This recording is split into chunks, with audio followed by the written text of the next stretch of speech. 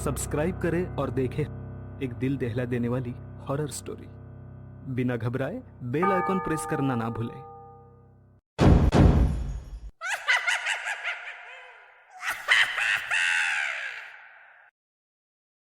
इस कहानी के लेखक हैं विजेंद्र कुमार कर्ण।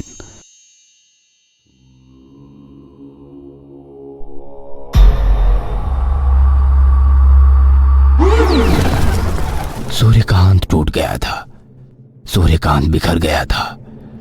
वो ये सच स्वीकार ही नहीं कर पा रहा था कि उसने दुनिया की सबसे कीमती और खूबसूरत लड़की अपनी प्रेमिका नताशा को हमेशा के लिए खो दिया है।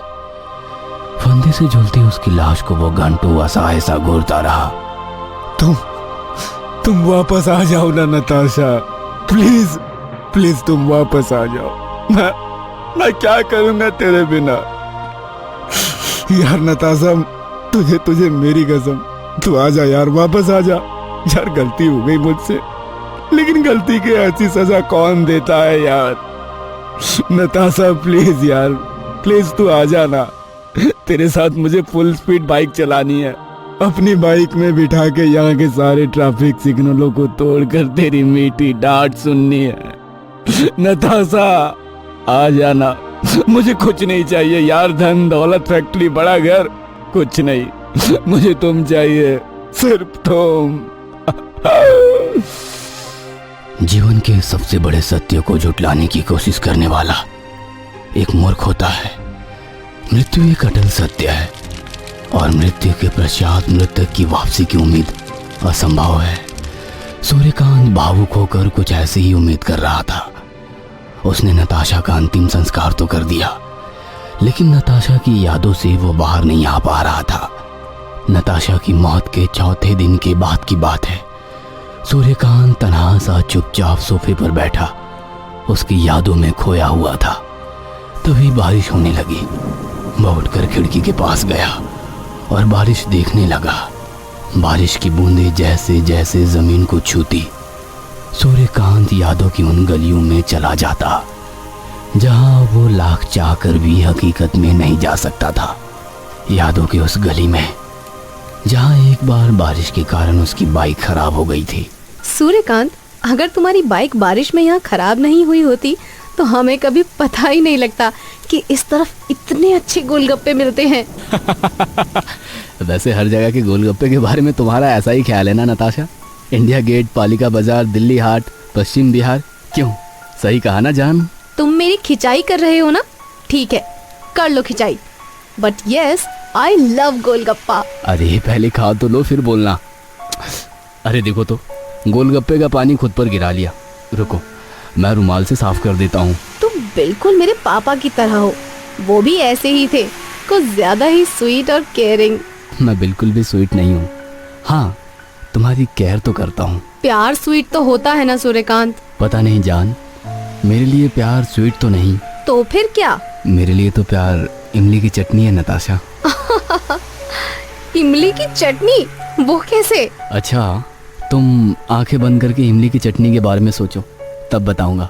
अब ये क्या है? अरे सोचो तो। अच्छा ठीक है। अरे मेरा मुंह तो पानी से भर गया, खट्टा सा स्वाद भी आने लगा। यस माय लव, यही है प्यार।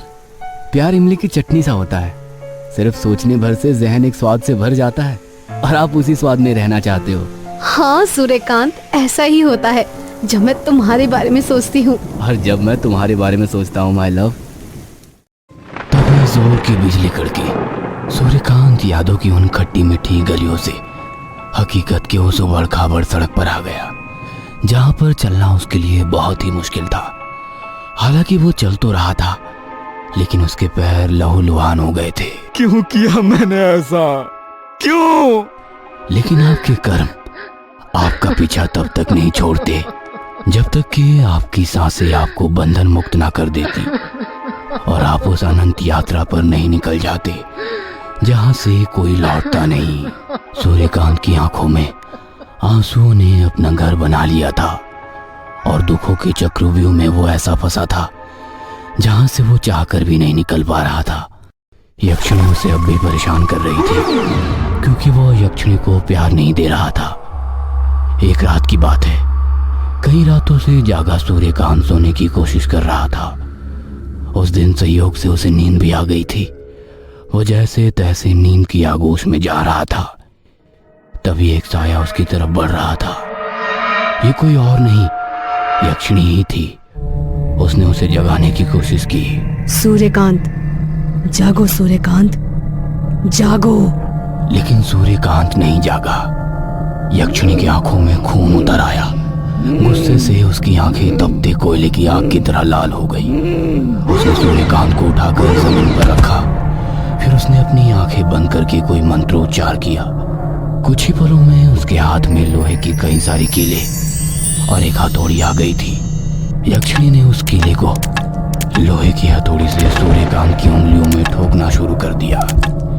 एक तरफ ठक ठक ठक ठक की आवाज आ रही थी, दूसरी तरफ खून की धार उसके हाथों से फूट रही थी और वो धार जमीन पर बिखरने लगी। गहरी नींद में सोया सूर्यकांत चीखते हुए जाग गया।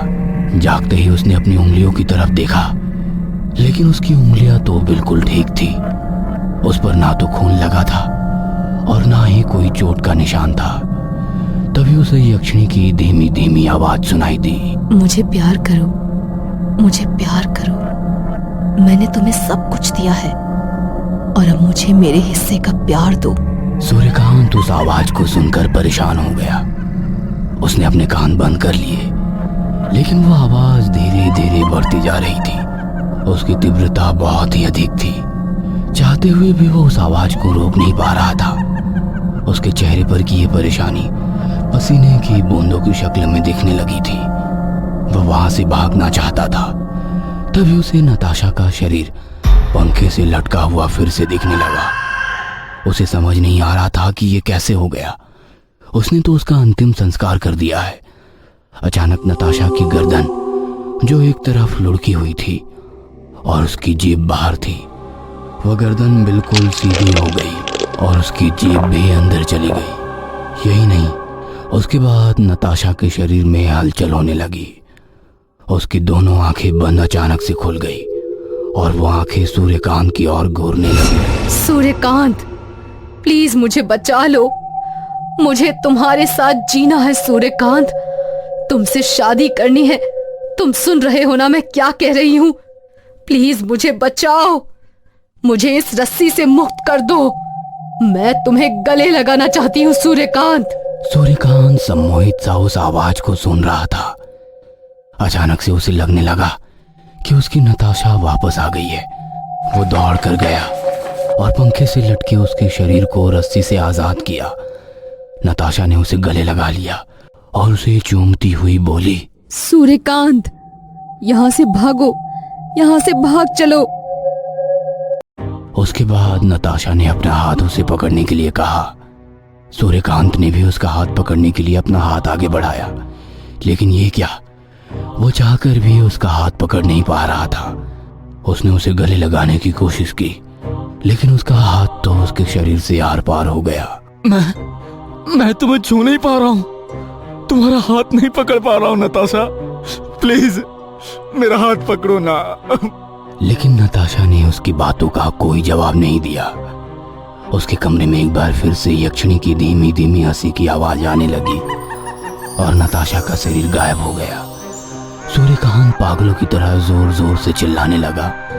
चिल्लाते चिल्लाते उसका गला सूख गया। उसे जोरों की प्यास लग रही थी। वो खड़ा हुआ और फ्रिज के पास गया। फ्रिज का दरवाजा खोलकर उसने पानी की बोतल निकाली। तभी उसे फ्रिज के अंदर ही यक्षिणी दिखाई दी, प्यार करो, जो उससे कह रही थी कि वो उसे प्यार करे। यह देखकर घबराहट के मारे सूर्यकांत के हाथों से पानी की बोतल गिरकर टूट गई। उसने फ्रिज को बंद कर दिया और दूर जाकर सोफे पर बैठ गया। लेकिन जैसे ही वो बैठा, फ्रिज का दरवाजा अपने आप खुल गया और उसके अंदर से यक्षिणी की वैसे ही आवाज आने लगी, मुझे प्यार करो। सूर्यकांत अब तंग आ गया था। वो खड़ा हुआ और बदहवास सा घर के बाहर भागने लगा। पूरी रात वो भागता रहा और भागते भागते उसी शमशान की बाहर वाली सड़क पर गिरकर बेहोश हो गया, जहां कभी उसने यक्षिणी की साधना की थी। जब उसकी नींद खुली तो उसने देखा कि वो सड़क के किनारे पड़ा हुआ है उसके पास से कई सारी गाड़ियां गुजर रही है, कई लोग भी उस रास्ते से गुजर रहे हैं, लेकिन कोई भी उसकी ओर नहीं देख रहा है। कल तक इस शहर का सबसे अमीर आदमी सूर्यकांत आज लावारिस सामान की तरह सड़क पर पड़ा हुआ था, लेकिन किसी को फुर्सत नहीं थी कि 1 मिनट के लिए भी उसके पास रुक जाए। हाँ, एक कुत्ता जरूर उसकी बगल में बिना ये सोचे लेटा हुआ था कि सूर्यकांत इस शहर का सबसे अमीर आदमी रह चुका है। सूर्यकांत यक्षिणी से पीछा छुड़ाना चाहता था, लेकिन उसे समझ नहीं आ रहा था कि वो आखिर करे तो क्या करे। उस दिन के बाद वो सड़क पर ही किसी भिखारी की तरह रहने लगा। अगर किसी ने उसे कुछ खाने को दिया तो उसे खा लिया, नहीं तो वो भूखे प्यासे ही वो सड़क पर लेटा रहता। उसे घर वापस लौटने से बहुत डर लगता था। कुछ दिनों बाद जब वो एक दिन इसी तरह सड़क के किनारे चुपचाप बैठा हुआ था, तभी उसे याद आया कि जिस किताब से यक्षिणी साधना के बारे में पढ़ा था, उस किताब में जरूर कोई ना कोई उपाय तो होगा यक्षिणी से मुक्ति पाने का। लेकिन वो किताब थी कहाँ, उसे याद नहीं आ रहा था, क्योंकि उसने वो किताब लाइब्रेरी में अब तक लौटाई नहीं थी।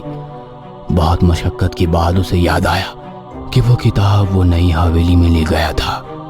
उसे यह भी याद आया कि उसने वो किताब हवेली के तहखाने में एक लोहे के बक्से में छिपा रखी है। सूर्यकांत उस हवेली में लौटना नहीं चाहता था, लेकिन उसे आशा की एक किरण उसी हवेली से आती दिखाई दी और हिम्मत करके वो फिर से उसी हवेली की ओर चल पड़ा। क्या सूर्यकांत यक्षिणी से अपना पीछा छुड़ा सकेगा? क्या उस किताब के जरिए यक्षिणी से पीछा छुड़ाया जा सकता है? आखिर कौन है ये यक्षिणी? जानने के लिए देखिए इस रहस्यमयी कहानी का अगला भाग। ये कहानी आपको अच्छी लगी हो तो हमें सब्सक्राइब करें, हमारा इंस्टाग्राम और फेसबुक पेज जरूर फॉलो करें। अगर आपके पास ऐसी ही कोई कहानी हो तो हमें कमेंट बॉक्स में भेजें। हम कोशिश करेंगे कि अगली एनिमेटेड स्टोरी आपकी होगी।